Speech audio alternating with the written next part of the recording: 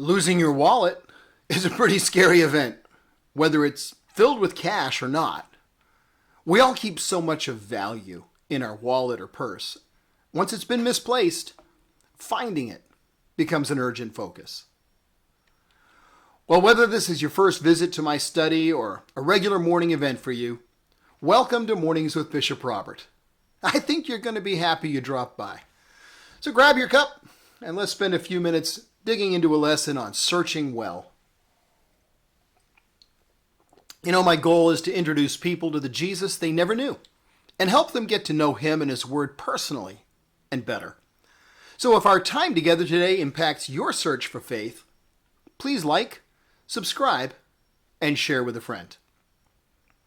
You know, just about everyone watching this has probably misplaced their wallet or purse. For some folks, it's a rare occurrence. For others, it's a regular habit.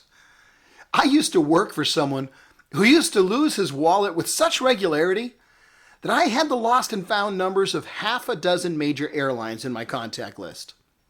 I remember being on the phone with Amex customer service to replace his lost card, and the agent remarking, "Wow, this happens to him quite a bit." She was right. Well, whether it happens often or not, when you lose your wallet or purse, it's an instant attention grabber. I mean, the prospect of having to replace your driver's license or ID card and credit cards or ATM cards and other important cards and documents, well, it's daunting. So not being able to find yours initiates a massive, focused search, and no half-hearted effort will do. I mean, no one with a missing purse just kind of gives a passing glance in the back seat of the car and decides, that's enough searching.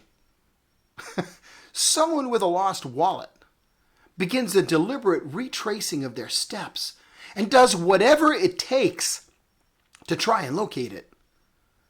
Finding the missing item is a priority, not something you put off until the weekend when, you might have some extra time. Searching is a dedicated full-court press until every option is exhausted. Well, in the words of today's title, you're searching for real. In today's verse, God says, "You will seek me and find me when you seek me with all your heart." We've been talking about finding something, but the stakes go through the roof when you find yourself searching for someone. Whether an aged parent with Alzheimer's disease has wandered away, or your 4-year-old toddler, the search begins the second you find out they're missing. And if it's not successful in the first few minutes, then the call for help goes out to family and friends and, even first responders. Now we're talking about really searching for real, because it could become a life or death situation very quickly. Has it ever occurred to you that you are actually in a life or death situation?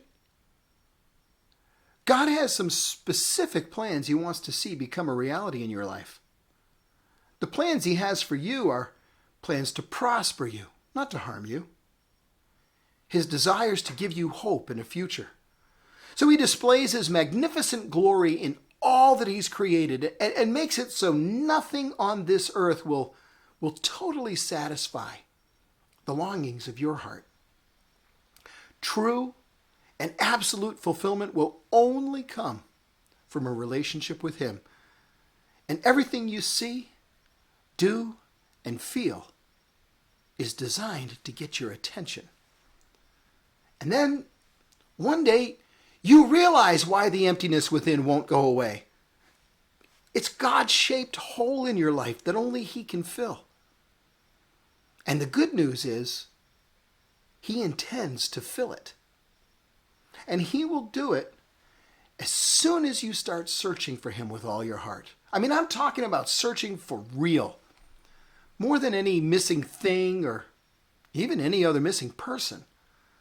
The knowledge that you need God and don't yet have a relationship with him will thrust you into search mode. Then you'll call upon God. You'll come to him and pray to him, and when you do, he promises to hear you. He promises you'll actually find him.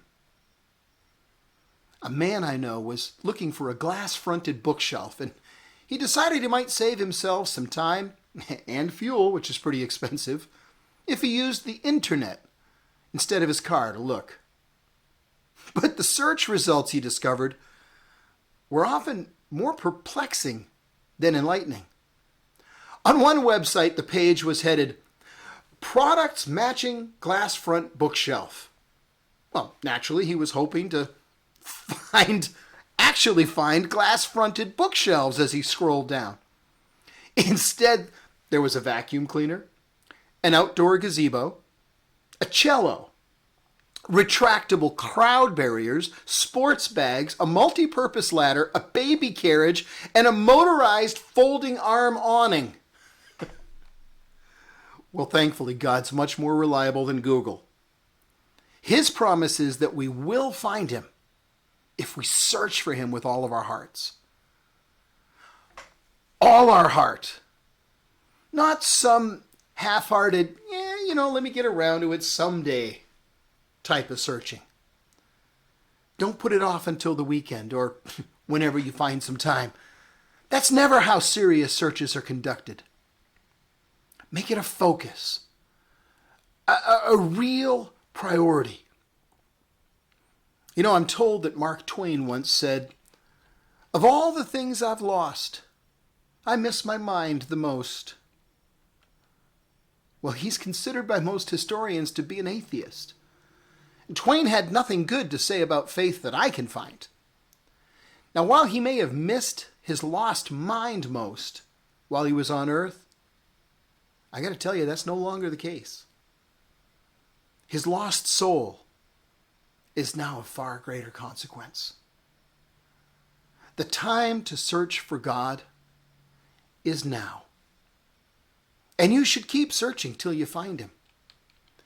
You know why? Because he says you will seek me and find me when you seek me with all your heart. Hey, as we wrap up, can I ask you to help me introduce people to the Jesus they never knew and help them get to know him and his word personally and better? So please like this video. It'll help more people see it. Then click follow or subscribe so that you and I can get together every day. I'd love to meet you in the comments section and hear about how our time together today touched your heart. And of course, it's a great place to leave a question if you got one. I read them all and I answer them. One more thing. Share this with a friend. Because as you do, you're part of the team touching hearts all over the world with the love of Jesus. Thanks for helping.